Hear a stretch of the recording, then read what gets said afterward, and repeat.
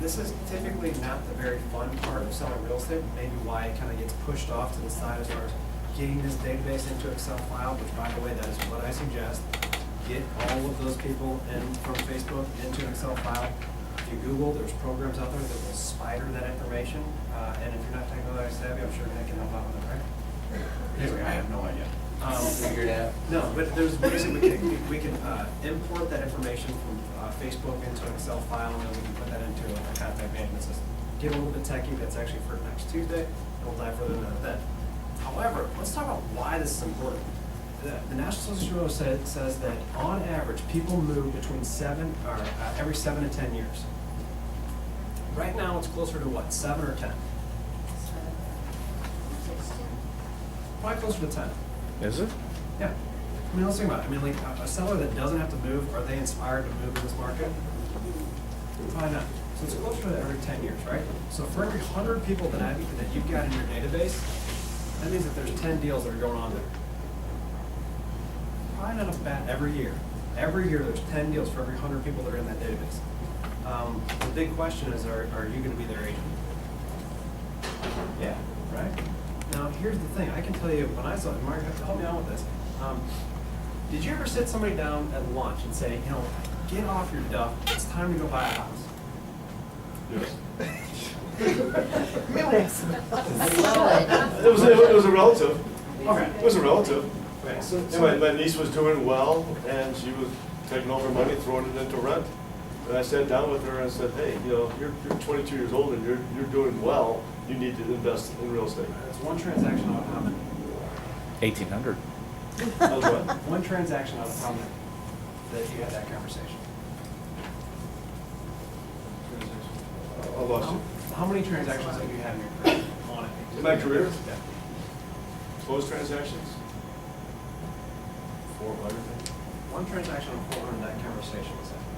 I can tell you, I never had that conversation. I mean, basically, what happened 399 out of 400 times for Mark, and what happened every single time for me, was that the person already decided to make that transition, they already decided to make that move, then they sought out the trusted professional. That's the way this industry works. Typically, if you've got a deep relationship with that person, yeah, you can have that conversation. You're like, man, wake up, this is your time, man. You buy the house. Right. And there are individuals that are saying, hey guys, you know, this is an amazing opportunity to buy, you know, an investment property, that sort of thing. And I think that's definitely a little bit different conversation, but on average, that conversation is they've already made that decision, and then they're seeking out a trusted professional. So it's your responsibility to buy mind share with that sphere of influence. And those are in some of the other sessions that we're talking about. So that you make sure that you attract those 10 deals for every 100 people that are in your database. So building your business database, put it in an Excel format. Once you have a database, you know, so actually I'll say it real quick on page 22. On the Excel format, what I would highly suggest is make it as detailed as possible. So what I mean by that is that I wouldn't just have one column. Hopefully this doesn't go over anybody's head. If it does, then we'll get back further into it on Tuesday. But for the first column, I would just have their first name. The second column, I would have their second name. Third column, I would have their street address, number, and then I would have their street address name. So see how it's different? I didn't put their entire name in one column. You guys see the difference there? The reason I suggest that is because it gives you more flexibility as to what content management system you might import that into. All right? So right now, we just got to get into getting it into Excel format. Now, I also got to tell you, I got hung up with this quite a bit because I felt that I just needed that perfect database. Is your database ever perfect? No. It's constantly evolving, is it not? Correct. And I'll just add this to this. The biggest mistake I made in real estate was not to have a contact management system from day one. The biggest mistake. If I would start all over again, that would be the first thing I would do. I would say, Because everything that you do down the road is based on people and contacts. And you have to let them know what you do for a living. If you walk out of here with anything today, contact management system. And, you know, they can throw something together on a jump drive and everybody can download it or whatever. Or we can send it out, you know, a little Excel spreadsheet. But everybody in this room should have one probably by tomorrow. We're going to start adding to it tomorrow, right? yeah. Am I right, Keith? Well, what are you going to sell if you retire? When did you start your contact management base? 1996. Okay, day one? It was about 12 months. Yeah. 12 So months. a whole year you went by A whole- without really fine tuning it. And I did- I probably had 3 years go by without fine tuning it. And I sold, Because the organization I was with did not emphasize that. So here's Biggest mistake I ever made. Yeah, I can give you an example of this too. So my best referral source was one of my best friends, Brendan O'Toole. And basically, I got my license and he said, hey, you know what, I want you to kind of get your feet wet for about a year, okay? So then once you kind of get into the business, that sort of thing, and you're committed and you basically demonstrate that, he didn't articulate this, but this is what I heard, is that then I'll start giving you referrals, okay? So basically, what he was saying, what I heard him say there is that once I see you position yourself as the expert in the market, then you've earned the right for my referrals. So if you don't have a database and you're not consistently communicating to that database, how do they know that you're the expert in the industry? They don't, and it defaults to tenure. That's why it's commonplace for individuals to say, yeah, in about 3 years, that's when referrals come in. If you want to expedite it, we'll take heed in this conversation about a database. well, database, you got Oprah Winfrey, you got Mitt Romney, you got Barack Obama, it's their database. It's, when you got a power broker, an attorney, who do they know? Who's in their database? When you go meet them at their office like you, John, I could go to you with any amount of issues as a team leader, and you've got that database that can leverage me and help me. Without that database, you're nothing. I mean, you have nothing to sell. And, to add to it is that, now the databases have systems, the 33 touches that you just push a button, and these people are gonna hear from you 33 times a year, but you gotta have them in there first, okay? Now, I'll just say this, I closed today with Jim. This is the 6th house I've sold him in 10 years, okay? Not only for that, but I'm saying is that, though, but I've always stayed in touch with him. I've always called him up.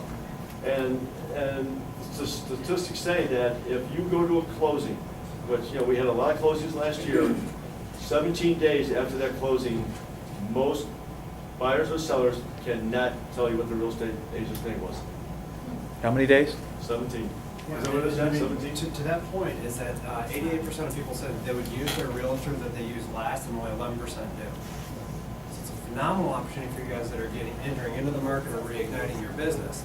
Now, the number one reason that it's cited is because they can't even identify where their realtor is. 77% of the people out there don't even know where they're at, because they're not consistently communicating with them. And none of that stuff works unless you've got it in a database. They say a lot of them too is they feel that it's just apathy. You don't communicate with them. I don't think that you care about them. Yeah, right. That's true. I mean, at the end of the day, this is a relationship business, right? If you boil down a relationship, to me, it's just communication, right? I mean, because let's look at the converse. When you see a divorce, what do they point to? Usually it becomes irreparable when there's no communication, right? There's no communication. Now, there might have been an event that led to no communication, I get that. But at the end of the day, it's the communication that's where we can't get this back together, right? So in its very form, communication is the relationship. If we're not doing that, we don't have a relationship. If we don't have a relationship, we don't have influence. If we don't have influence, then we're not getting those 10 deals out of every 100 transactions or every 100 people that we see it there. Catching it? Highly important. I gotta tell you, close to 97, 98, 99% of the agents out there don't do this. Huge opportunity for you guys. Huge opportunity. All right, so let's move on to page 25. All right, so becoming a customer service professional. I gotta tell you guys, this is what I want to ask you guys here. What's the best customer service you guys have ever experienced? Oh, it just happened. We went to Fleming's for my husband's birthday. Love that place. Great, go. Yeah, you just went there too, right? Best service. There were probably 6 or 7 people that came to our table. Great. During like an hour, 15 minutes. That's great. I scraped the crumbs off the table too. So it's highly attentive to what your needs were, and that's right. For me, it was getting in a plane in St. Louis and landing in San Francisco for a conference successfully. I got there, I was cool. That was good Your customers. expectations. That was, get me there. So maybe the airline industry, their standards are so low. Your standard is, hey, I arrived and I wasn't injured. That's interesting. Which, by the way, I'd be thinking about that in the real estate industry. It's always the Ritz Carlton. Yeah, right. And that's what always comes up. Nordstrom. If you're fortunate, Just stop in there someday. Just, Oh, yeah, stay in one of the rooms. you know, you have to stay in a room, just stop in there, just walk up to the counter, or just go and have lunch, and it's a whole different experience. Yeah, totally agree. So now, I appreciate you, kind of perfect setup for it. So earlier on in the year, we took a kind of a field trip out there, right? And the whole purpose was to kind of just really understand their customer service.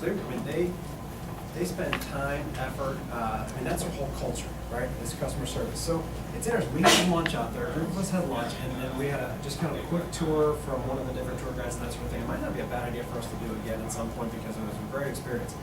And so it's really interesting. The girl, as she was having this conversation, I was kind of leading the tour, she goes, you know what, we're human, okay? We know that we're gonna make mistakes, all right? Is everybody here human? All right, we're good, okay. So to err is human, right? It was like almost right on cue when all this thing kind of happened. So she's like, it's not about the mistake, it's about the recovery. And the service, I write that down in real big letters. It's not about the mistake, it's about the recovery. And that really hit home to me. Because if I try to, uphold my standards to being perfect, what am I going to do daily? You're afraid to make a move. Ooh, man, isn't that the truth? If I'm looking to be perfect in every move, then I'm getting ready to get ready a lot. I paralyze myself. Now, it's interesting to me because right as she's saying this, they're bringing out our lunch. We had a modest lunch in it, maybe like a burger and fries, a burger and side salad, or something like that. And so we had 5 or 6 of us there, and they literally made a mistake on the sides of 3 or 4 of the 6-ish entrees. Which you're thinking, whoa, this is Ritz. I don't know if they did it on purpose, but so I'm like, wait a minute, this is Ritz. I'm hearing all this stuff about customer service, and here they are messing up, basically half the orders, right? Now, in a typical situation, or at least what my expectation is, that, oh, I'm sorry, I made a mistake. Let me take the other plate back, and I'll get you, your other side or whatever. That's not what happened. So the person that ordered the fries that wanted the side salad, I'm talking immediately. I've never seen it move this quick. They had a side salad out. The person got to keep their fries or whatever, and there was a side salad there ready there for them. That happened with each one individuals. I'm talking like instantaneously, right? Was that not right in line with what she was saying? It's not about the mistake, it's about the recovery. So now I'm thinking to myself, I'm like, man, I wish they would have screwed up my order. Right? And so that's what kind of happened. And so that's what I'd like you to kind of take from that scenario. It's not about the mistake, it's about the recovery. Kind of moving on here to page 26. Actually real quick, on 25, identify your transferable skills. This is really important because I don't think any of us just, had no experience beforehand and now all of a sudden we're real estate agents. I want you to look at all of those transferable skills that you've had in the past and what you've done in the past and how that can translate into the real estate world and what those skills are that you've got. So I'd spend some time with that. Organizational skills, time management skills, budget management, conflict resolution, negotiation skills. And those are all examples of a former stay-at-home mom. Right? Organizational, time management, budget, conflict resolution, negotiation skills, right? A stay-at-home mom's gonna have to be pretty strong in all those areas, right?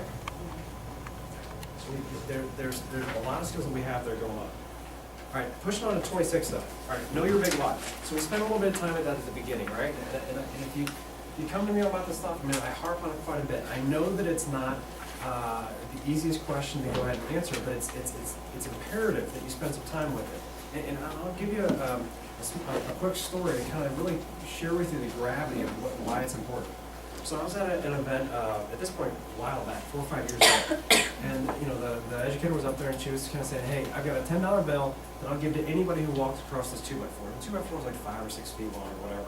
And she's like, who'd be willing to do it? So all of us, yeah, and so all of us raised our hand, right?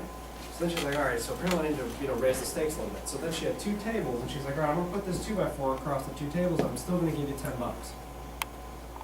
Who's willing to do it? Pretty much everybody was still on board. And pretty much everyone was up there. One guy had a gimp leg, so he was like, no, I just got, I just had a broken ankle or something like that. Right, not very PC, right? So basically just had a broken ankle or something like that. So basically he's like, I can't do that. This doesn't work, right? So then, they say, all right, look, I had 2 10-story buildings out there. Now, look at that. Those 10-story buildings. Now, who's willing to go ahead and go across that board? $10. And then there was one fruit bag who was like, hey, I'll do it, yay, the excited guy who was really excited, all that sort of thing. So He was willing to do it. The rest of us weren't. Yeah, Keith was willing to do it. So then she changed the story though. She goes, now you're gonna be on that building, right? And then the person that means the most to you in your life, spouse, significant other, kids, parents, whatever it is. And if you're not across that building, in a matter of moments, the end of the story is gonna be a really bad ending. Who's willing to get across that board? Every single person's hand raised. So when the why was significant enough, the how was insignificant, right? At first we're like, whoa, I'm afraid of heights. $10, I'm not doing it. Ooh, man, I'm not too excited about the heights. But now you raise the ante, right? Now it's important. Does that make sense? That's why I care about the why. That's why you guys should care about the why. Right? Thoughts, questions? No, I'm good. All right, so 27. I want you guys to earmark this, because this is extremely important. You know, and I put this at the top. Money's only good for the good it can do. Money's only good for the good it can do. What's your driving motivation? The why of doing what you're doing. And what would achieving your goal mean for you? You know, real quickly, write down, you know, everything that you want to accomplish in the next 12 months, the next 3 years, the next 5 years. What do you want to do? What are some items that you want in your life? Who do you want to help? What type of volunteer work do you want to do? Let's spend some time with them, guys. That's really important. Another way that you can kind of really illustrate this stuff is get into a dream board. I know that you've kind of worked with the dream board in the past. Explain that a little bit better for some of us that we might not know what that is. Oh, it's kind of funny, because you put things that you want or you'd like to achieve on it. However, I need to redo mine because half of what I have on there has already been achieved. And I did it about 2 months, or 2 years ago. So, What's the aha you get from that? It's a visual, right? I think what you focus on expands, right? So if I'm focusing on the things that I want to accomplish in life, then I'm more likely to get that. By the way, if I start focusing on the conflict or the challenges, what am I more likely to get? More conflict and challenges, right? Cool. All right, 29. This is about bringing some value proposition. This is where, you know, they talk about buyer focus, luxury focus, green focus, all sorts of stuff. And this is where I'd suggest you guys, there's riches and niches, okay? There's riches and niches. So what I'd be looking at here is, you know, this is kind of be your elevator speech, if you will. So there's something in the neighborhood of about 1,200 realtors in the St. Charles Board of Realtors, and there's probably another 8,000 or so, maybe 6,000, 7,000 in St. Louis. 8,500-ish agents. What differentiates you between the other folks that are out there? Here's a couple ideas. A couple of them you got right there. What if you're pursuing expired properties? I specialize in getting homes sold that didn't sell the first time. I specialize in getting homes sold that didn't sell the first time. What if you're pursuing folks that just got married? Specialize in helping newlyweds start the life together in their dream home. Maybe an investor? If I'm focusing on investors? A financial freedom fighter. Developing property portfolios for people. These are the things that are going to help differentiate you from the rest of the crowd that's out there. Okay? All right, page 30. Did you guys see what those words there?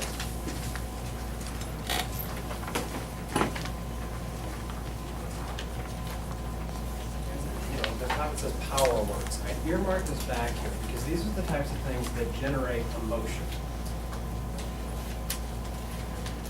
When somebody's buying something, what do they typically do? They buy with emotion and they justify with reason. I put that at the bottom. Buy with emotion and they justify with reason.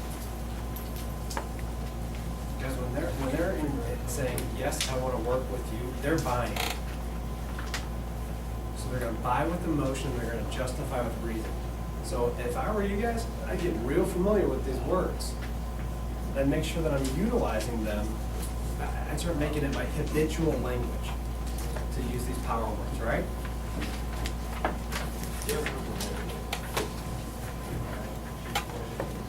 All right, we'll roll it, guys. On to number 5, page 32. So this is one of my favorite things here. Success is clues and so does failure, in my opinion. You know, all of it boils down to in the form of habits, all right? You know, I kind of mentioned here earlier, the folks that are having the most success out there, they've got the habit of being proactive. The folks that are having the most failure out there are having the a habit of being reactive, right? What I would do, guys, I would study the individuals that are having the most success out there. And you'll find that one of the biggest things that they focus on is lead generation. It's job number 1, is what they say here. Why do you guys think that they put that in there? It's job number 1 is lead generation. Because you're not gonna have business if you don't do it. Yeah, you're not gonna have it. I mean, so all the skills that you're gonna learn over the next 18 weeks, if you're not lead generating, then you might not have any clients, so how do you practice? Which, by the way, guys, there might be some folks, I'll get this every once in a while and say, you know what I really wanna do is I wanna learn the business, right? And then I wanna get going. I gotta tell you, you're putting yourself at a massive level of risk with that, you know, because if that's the driving force, then ultimately you're gonna go through the course of time and you're gonna get ready to get ready to get ready to get ready. You're gonna invest a lot of time, you might not see that momentum show up, and you might not get the financial applause that you're looking for, and then you might do what? You're done, you're out, all right? So I think it's one of those things that if we lead generate, we get people that we're able to service, and then those are the individuals that we take care of. Keith, you're gonna say something? You said, what was the lead in about lead generation? Why did I say it's number 1? Well, for me, it's because there's people out there that are buying and selling real estate that need my help. I mean, people are out there, they need help, and we need to help them. We're the best trained, we're the best cultured, and they don't know about where we're at and who we are. We gotta go introduce ourselves. So that's why I lead prospect, or lead generate, is because they need our help. Okay, so I think that's a great point. Now, I want to add to that too. I believe that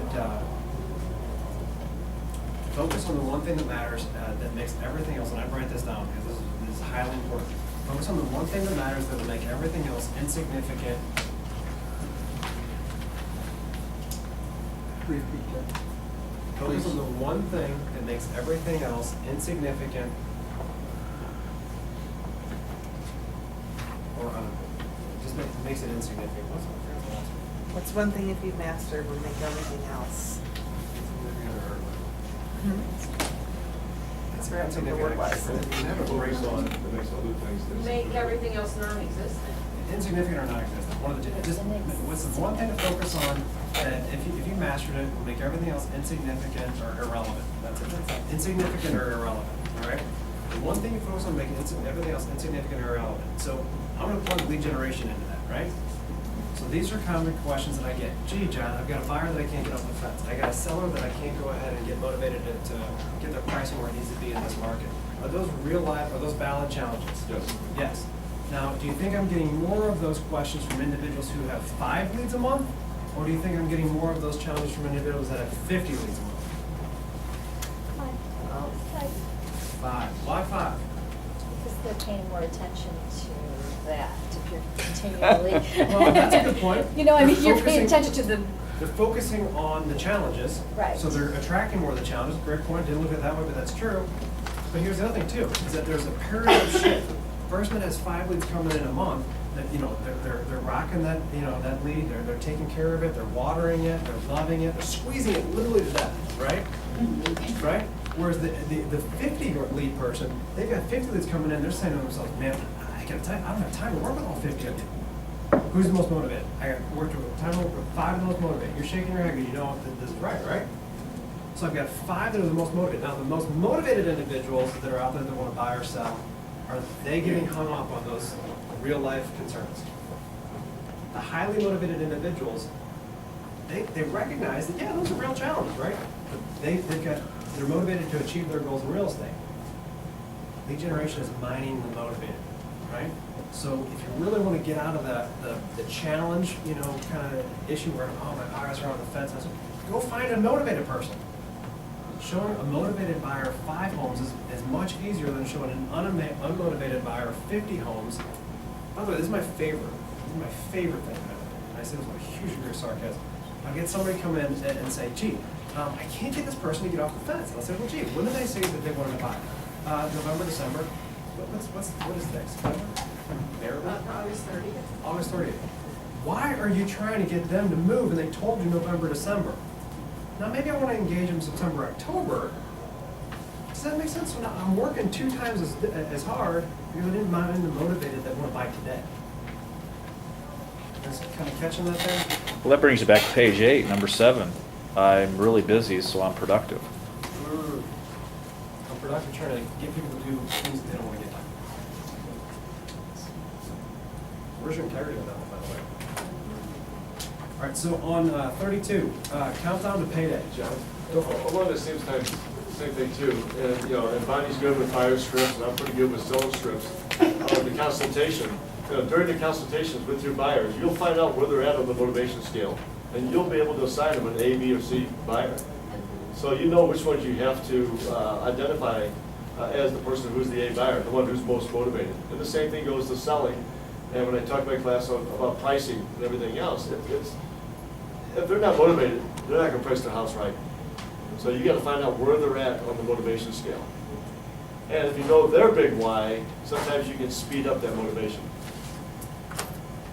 So just like what we're talking about with your motivation, what I'm hearing Mark say is that it's important for you to know your client's motivation and what their big why is, right? Does anybody watch Barter Kings? Yes. Okay. When they have problem bartering, they always ask them what their why is. What their why is to sell. And then if that doesn't work, they go for their benefit evidence.